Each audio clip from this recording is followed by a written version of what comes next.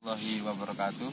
Perkenalkan, nama saya Muhammad Iqbal Ghazali. Saya dari Prodi PAI 2018. Dalam video ini saya akan menjelaskan tentang nikah mut'ah, dimana video ini saya dedikasikan untuk memenuhi tugas UTS mata kuliah Masail Fikih yang diampu oleh Pak Miftahul Munir selaku dosen kita tercinta.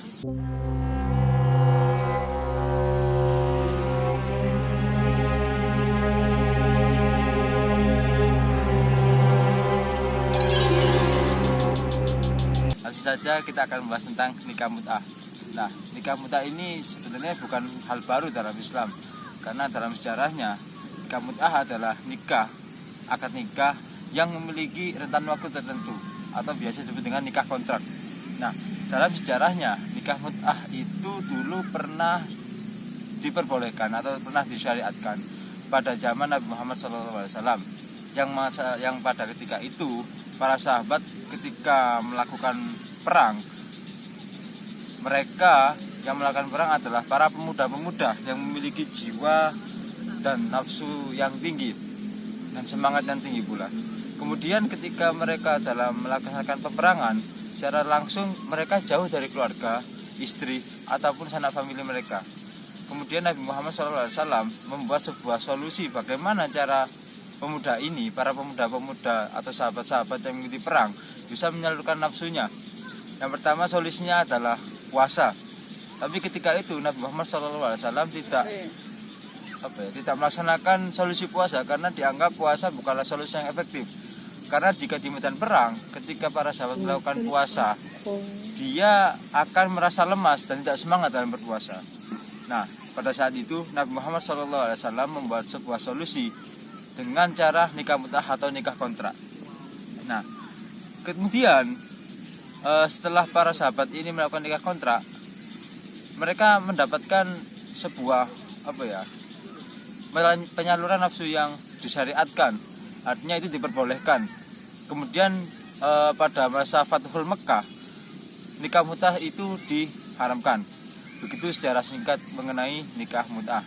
Nah, dalam dewasa ini nikah mut'ah juga sudah dilarang, tetapi juga banyak orang-orang yang masih melaksanakan syariat atau kegiatan nikah mut'ah ini, yaitu mazhab Syiah, di mana orang-orang Syiah beranggapan nikah mut'ah itu masih boleh. Padahal di zaman Nabi sudah dilarang, artinya sudah tidak disyariatkan, dan jika dilakukan sesuatu yang dilarang ini, maka itu akan melanggar syariat Islam itu.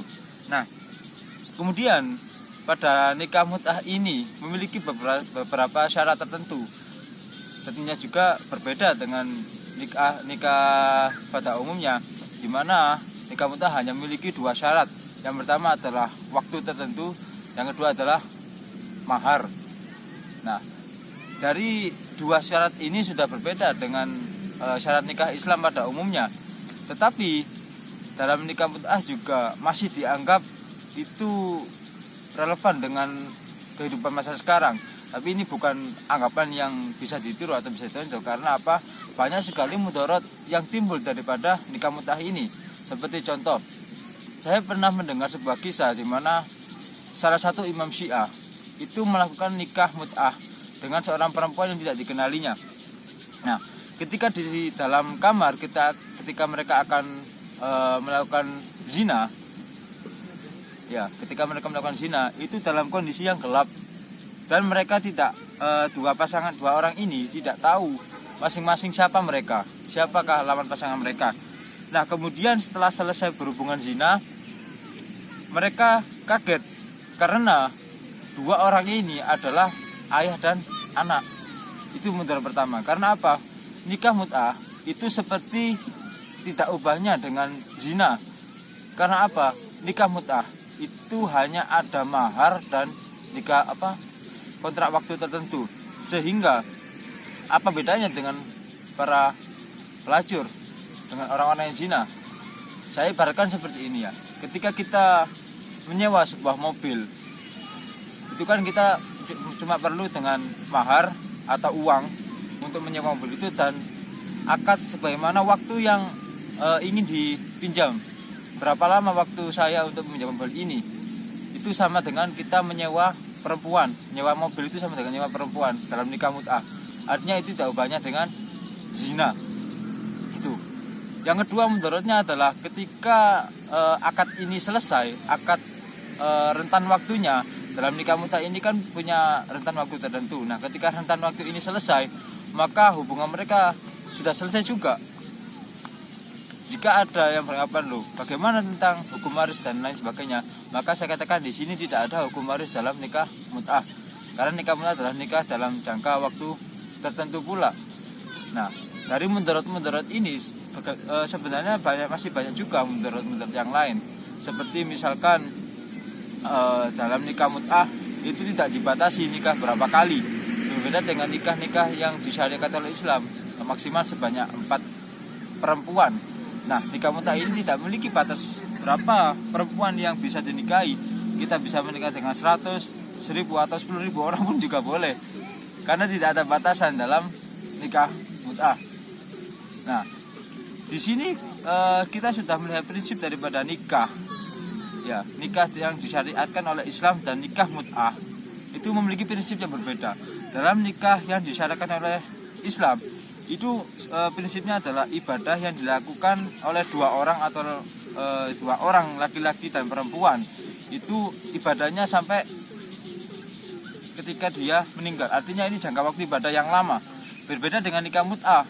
Nikah mut'ah hanya selesai, dan itu pun juga ibadah, juga bukan ibadah. Selesai ketika rentan waktu yang telah diakadkan, yang telah disepakati bersama itu sudah selesai.